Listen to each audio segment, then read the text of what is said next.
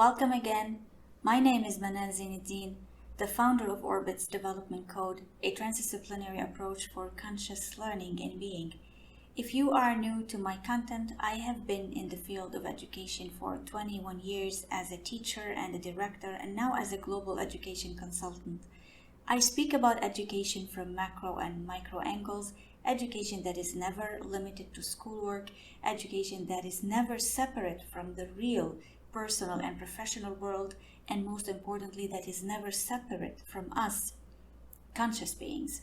This video is related to the Acts of Kind Attention series, and it is about the 5th of April, International Day of Conscience.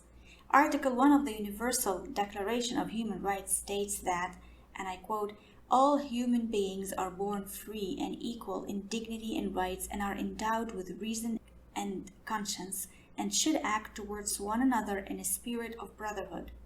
End quote. United Nations talks about constructing a culture of peace that, and I quote again, requires comprehensive educational, cultural, social, and civic action in which each person has something to learn and something to give and share. It addresses all ages and all groups. It is an open-minded global strategy with a specific purpose, namely to make a culture of peace inseparable from culture per se and to take root in people's hearts and minds. Peace is not only the absence of differences and conflicts. It is a positive, dynamic, participatory process linked intrinsically to democracy, justice, and development for all, by which differences are respected, dialogue is encouraged, and conflicts are constantly transformed by non-violent means into new avenues of cooperation. End quote. The questions remain. To what extent are we achieving that, or at least directing our communities towards that? To what extent are we genuine in those efforts? Apart from any religious explanation, conscience, by definition, is the sense of consciousness of the moral goodness or blameworthiness of one's own conduct, intentions, or character, together with a feeling of obligation to do right or to be good. This is the definition from the dictionary. But we can define it in a more simple and fair way. It is the sense and the drive to do the good and the right. Now, I am the last person to preach or criticize, but I have to pause and reflect. As an adult, as a professional, as a mother, I have to pause and reflect, and many of you need to do that too. So let's consider that from Orbit's perspective. Owning our way. We cannot solve world problems by ourselves as individuals or groups. This is a matter of the collective. But we as individuals and groups, and within this circle here, as educators, as families, and like-minded people from all forms of life, we can pause. We can ask questions. United Nations defines culture of peace as a set of values and attitudes, traditions and customs, modes of behavior and ways of life that reflect and are directed towards respect for life, for human beings and their rights, the rejection of violence in all its forms, the recognition of the equal rights of men and women, the recognition of the rights of everyone to freedom of expression, opinion, and information, attachment to the principles of democracy, freedom, justice, development for all, tolerance, solidarity, pluralism, and acceptance of differences and understanding between nations, between ethnic, religious, cultural, and other groups, and between individuals. And that was a quotation. Needless to say, we do not need definitions about culture of peace and conscience. We can simply redirect attention to our lives, to our perspectives, to our attitudes, to our behaviors and actions, no matter who we are and where we live. Now, we as educators and parents can first walk the talk. We can show that we walk the talk. Looking at the vision and mission statements at schools, we feel that education has always and will forever be as perfect as it can be. Let us all examine our vision and mission statements.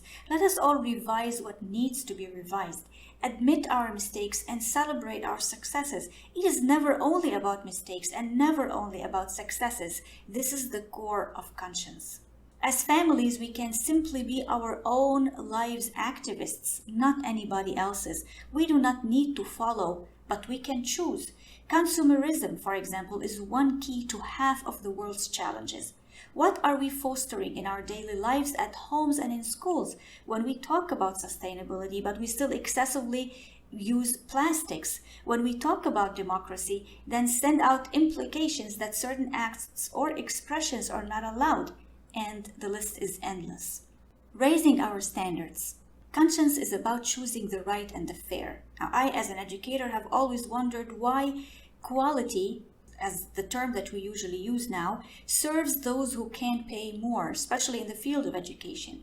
I am fully cognizant of school expenses and demands for having high-level schools. And here I will not use the terms elite or high class because I choose not to reinforce them. But why can't quality be for everybody? Why do school fees soar? Without naming, year 7 in School Acts, for example, costs $20,181. A parent and a child enrolled in this School Acts will have paid $266,343 when this child graduates from high school, more than $250,000. A grade 4 in another school, let's call it School Y, costs $14,344, and we can easily do the calculations looking at the fees charts. I usually think, why can't one child in an average family enjoy this type of well-provisioned education? He or she could have reached his or her full potential during growth into adult professional world. I'm also fully cognizant that this is a society demand to have those spacious, prestigious facilities and programs. But who can, and with all respect, who can guarantee a program or a system to be the perfect outcome based for all the 1,500 students in a school who pay these fees? So raising our standards means pausing again at what we do and what we implement. While profit is a right for every institution, it does not have to be overwhelmingly high. As educators, as school owners, as investors, we can monitor our offerings. We can check our expenses and redesign our budget planning. This is highly recommended. We can still take into consideration our contingency plans and still be profitable. The point here is, when we state our vision and mission, talking about equity and equality, are we only targeting our school community, which is right, because this is the one society or community we can control. But we are not companies. We are not corporates. We are educators. We care about children. We care about giving opportunities to as many children as we can. We care to address the disadvantaged. We care to be the best versions of institutions that we are teaching, training, or preparing our children to be part of in the future. As parents, we can also monitor our practices on a day-to-day basis. How are we handling our challenges in front of our children? How are we treating other people? Are we standing up to our rights when we are standing in a queue, when we are on a picnic or outside in a park, when we hold family discussions, when we are around the elderly, when we are shopping? Every activity is an opportunity to show freedom, to show kindness, to show justice. Believing in our assets. The world is not a utopia, and it is also not a dystopia. We were born with human empathy and kindness, but circumstances sometimes push us to the corner, and only the ones who can break free back into that empathy and kindness can realize that we have ample potential to stand up again and even level up. It is true that around us are powerful, controlling, economic, medical, social, cultural, philosophical, and other disciplines, which leave us unable to practice empathy, kindness, and even justice. But we can, in a way or another, navigate the areas that we can control. Educators and parents play an enormous role in this area, as we all keep reminding our children that our main value is our empathy and kindness, backed up by our beautiful minds. We can find the right ways and methods first to release fears, such as the fear of losing property or status, and release doubts in other people, which result in adversity or even neglect. Teaching, and most importantly, showing and role modeling what our Creator gave us, our rights that we should claim. Teaching the children that we should claim these rights, the rights to be free, the right to be good, the right to be prosperous, the right to live in peace, as much as possible and as much as we can welcome. Engaging in events with like-minded people, observing people, including unnoticed people who strive to do the good no matter what it takes. This is our responsibility. believing that we can, believing that the good is always there. Integrating our mind and positive energy in motion in everything we do. A few days ago, I have read about an anecdote in Canada about a lady who, while walking home, another lady started making a polite conversation with her, saying, "I love your hair, where did you get your sweater, do you shop around here?" And the first lady was mildly annoyed but maintained her politeness.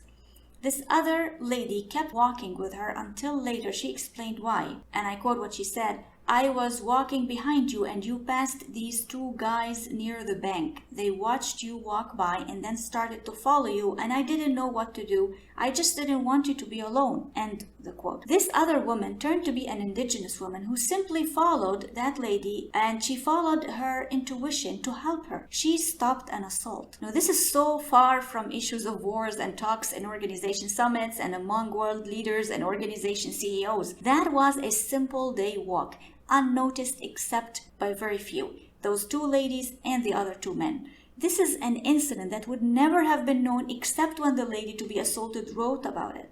How many crimes could have been stopped if someone stepped in and simply did something, no matter how mediocre it was? This anecdote is pure example of conscience. Our role as educators and parents is to highlight this responsibility, not the duty, but the responsibility, to have a strong, clear conscience and simply not neglect who or what may need our voice or act. Humans, animals, plants, our environment. A critical point here, though, is to differentiate when there is a need to intervene and one not to intervene, because as we know, each person has his or her own journey in life and we have to respect the boundaries. But we can put all this in a very simple way. Neglecting an inner call to help or feeling strongly that we need to help, intervene, or refuse a bad act in any form respectively means we are not fully aligning with our conscience. Tailoring to our needs and aspirations. Now, there are certain notions that we have to consider, mainly the core and the superficial, the understanding and the judgmental, the trendy and the outdated, or the mundane. We have been witnessing movements, initiatives, discourses, arguments, conventions, councils, and many more, but it can be simpler than that. What we need is a set of actions that address our local communities, each as at its own pace and capacity. We have to stop giving excuses because the world outside is a reflection of our inside.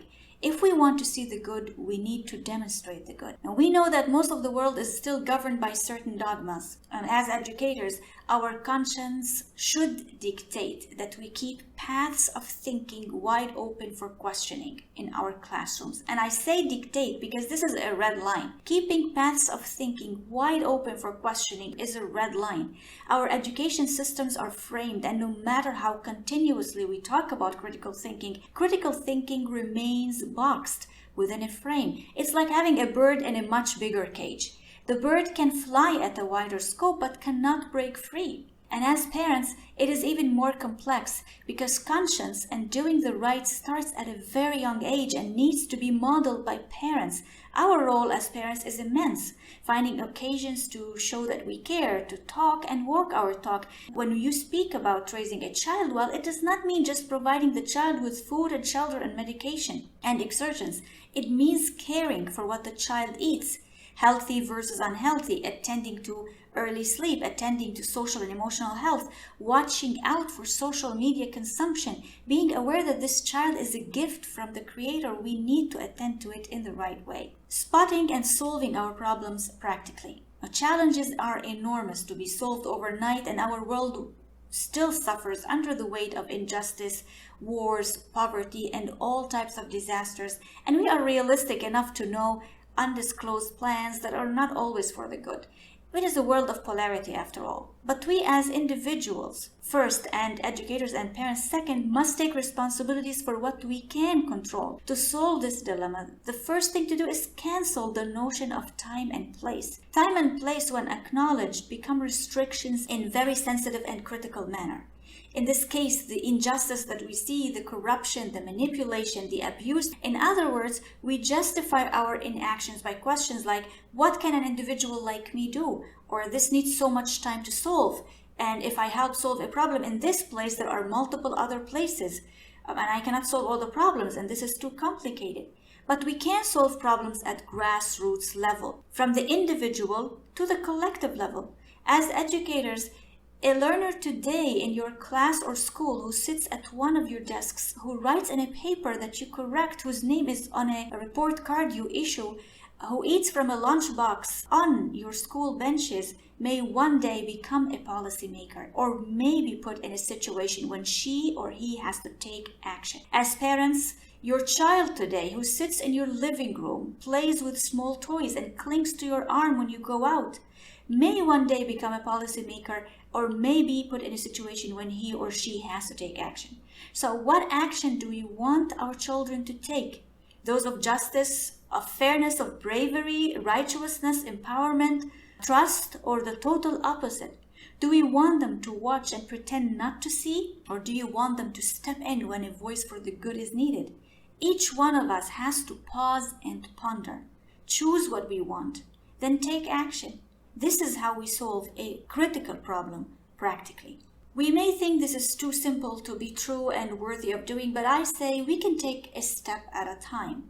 Start in our homes, start in our schools. I am not here to preach or give advice because I am always learning. I make mistakes myself. But we have to think and we have to learn. We know just a little bit of what we are able to know and we were endowed to know.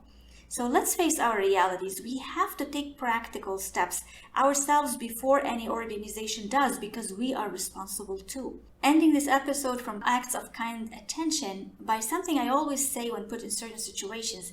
If I witness something wrong, such as injustice in any way, and I was a school director before, subject to many self-testing situations. If I witness something wrong and I neglect it, it simply means I am part of it. As responsible, conscious adults, can we be part of something wrong? Can we stand in front of the mirror and say, I find this okay? I don't think we can. Subscribe to view more of this series of acts of kind attention, and let's all nurture conscious learning and being.